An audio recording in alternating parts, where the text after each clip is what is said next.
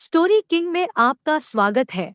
नए नए वीडियो देखने के लिए चैनल को अभी सब्सक्राइब करें। एक बार एक यात्री केदारनाथ यात्रा पर आया। केदारनाथ के दर्शन से लौटकर जब वह सोनप्रयाग के नजदीक पहुंचा तो उसे पता चला कि उसके रुपए कहीं गिर गए। उसका घर यहाँ से बहुत दूर था, बिना रुपयों के घर जाना संभव नहीं था। अब घर जाए तो कैसे? उसने कई लोगों से सहायता के लिए संपर्क किया। अंत में निकट के गांव का शिवम नाम का व्यक्ति उसे अपने घर ले गया। उसने यात्री को कुछ रुपए दे दिए। घर जाते समय उस यात्री ने कहा कि वह जल्दी ही शिवम के सारे रुपए लौटा देगा। इस घटना को बीते काफी समय हो गया था। उस यात्री ने शिवम के रुपए नहीं लौटाए। अब शिवम भी रुपयों वाली बात भूल गया था। एक बार शिवम खेतों को जोतने के लिए एक जोड़ी बैल खरीद लाया। इस जोड़ी के घर आते ही उसके घर में खुशहाली छा गई। यह खुशहाली अधिक दिनों तक न रही। एक दिन घास चरते समय बायां वाला बैल गिर गया। उसकी मृत्यु हो गई। अब शिवम बाएं बैल को खरीदने का जुगाड़ करने लगा।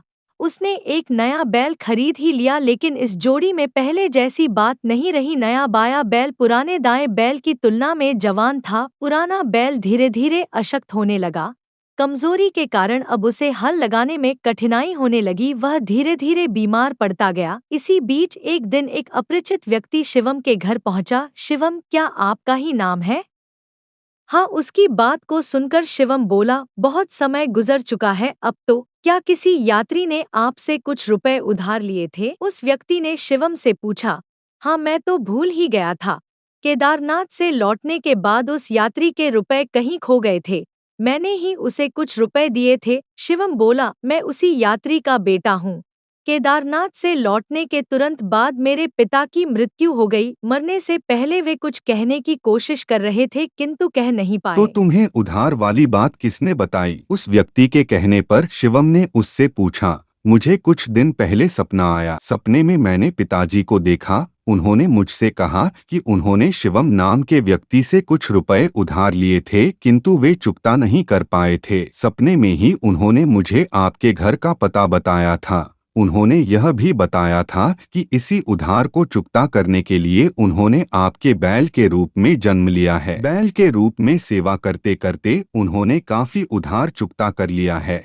वे सारा उधार चुकता करना चाहते हैं, किंतु उनके शरीर में जान नहीं रह गई है।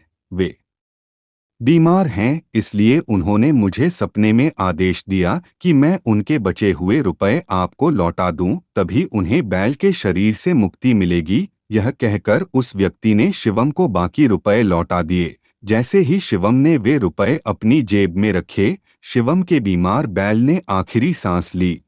और वह मर गया। इसे कहते हैं ऋण चुकाना। किसी का कर्ज लिया तो इस जन्म में नहीं, तो कर्ज चुकाने के लिए तुम्हें दूसरा जन्म लेना ही पड़ेगा। अगर ये हमारी वीडियो अच्छी लगी हो तो हमारे चैनल को सब्सक्राइब करें और बेल आइकन को जरूर दबाएं। वीडियो पूरा देखने के लिए आपका बहुत बहुत धन्यवाद।